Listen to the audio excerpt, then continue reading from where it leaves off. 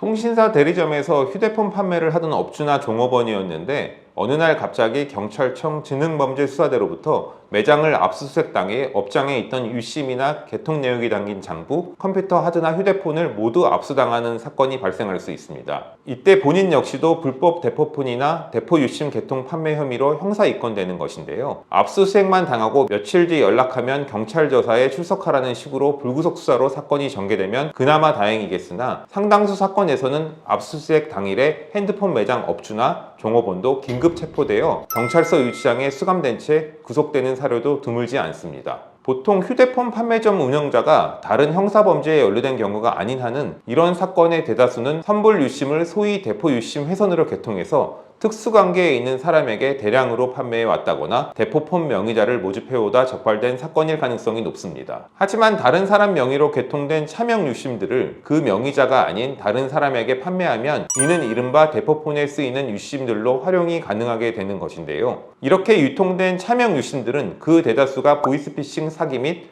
불법 발신번호 변작, 스팸 메시지 대량 전송에 쓰이기 마련입니다. 사실 유통 과정 중간에 브로커가 끼어 있고 몇 단계 루트를 거치겠으나 대포 유심들을 대량으로 매집해가는 일당들은 대부분이 보이스피싱이나 금융사기, 주식사기와 같은 불법적인 일에 사용하고자 하는 의도로 유심을 구매해 갑니다. 사실 휴대폰 매장 업주로서는 대포 유심을 개통 판매한다고 하더라도 그 수량 대비로는 큰 금전적 이득을 얻기는 힘든 경우가 많습니다. 어떤 면에서 본다면 본인은 차명폰만 판매하거나 어떤 곳에 쓰이더라도 상관없다는 마인드로 차명 유심 개통 처리만 해줄 뿐이지 실제 그 유심이 보이스피싱과 같은 곳에 쓰여 피해자가 생길 것이라는 점까지는 미리 인지하지 못했을 수도 있습니다. 하지만 지인 부탁이든 인터넷 판매를 통해 누군가가 유심을 대량으로 구매하고 앞으로도 장기간 구매할 것이라고 하면서 개통 판매를 의뢰하면 여기에 혹해 대포 유심 판매에 관여하게 되는 잘못된 선택을 하는 경우가 생기게 됩니다. 소위 토스 실장이라고 호칭되는 대포폰 명의 모집 브로커가 개통 명의자 명단을 모아주면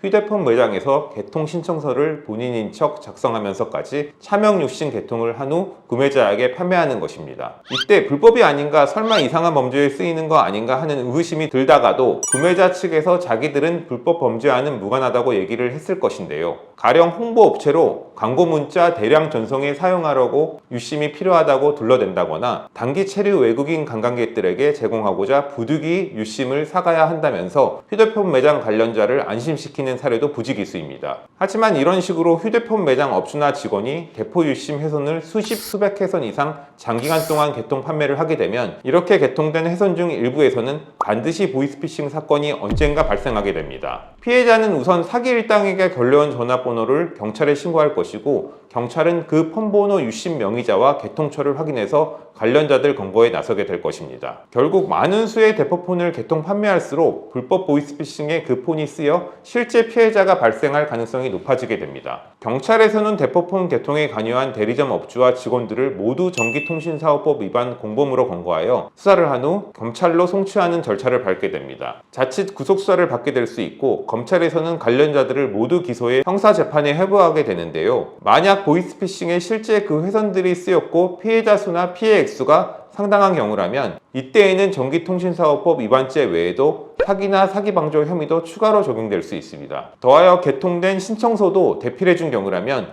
문서위조죄나 위조문서 행사죄도 추가될 수 있습니다. 이렇게 혐의가 몇 개 추가된다면 형량은 대단히 가중될 수밖에 없으니 주의가 필요하겠습니다. 지인이 선불 유심이 필요하다고 해서 보내줬는데 문제가 될까요? 지인 명의로 개통한 유심으로 지인이 직접 와서 개통 신청서를 작성한 경우라고 한다면 이렇게 개통한 유심을 보내주는 것은 아무 문제도 없을 것입니다. 반면 다른 사람 명의로 개통한 유심을 보내주면 판매자는 물론이고 구매자 역시도 대포폰 관련 혐의로 전기통신사업법 위반으로 처벌될 수 있는 사안입니다. 지인이라서 신분 확인 절차는 생략했는데 이 점이 문제가 될까요? 지인이라고 해도 신분 확인 절차를 생략하면 법적으로 큰 문제가 발생할 수 있습니다. 지인이 자기 신분을 속인 채 다른 사람 명의로 대포폰을 개통하고자 시도할 수도 있고 이런 경우라면 신분 확인을 하지 않은 개통처 업주나 직원도 형사 입건될 수 있습니다. 게다가 지인이 부탁한다고 해서 개통 신청서를 대필해 주었다면 이때에는 문서위조죄 혐의도 추가될 수 있습니다. 차명 유심 개통을 했다면 무슨 죄로 어떤 처벌을 받게 될까요?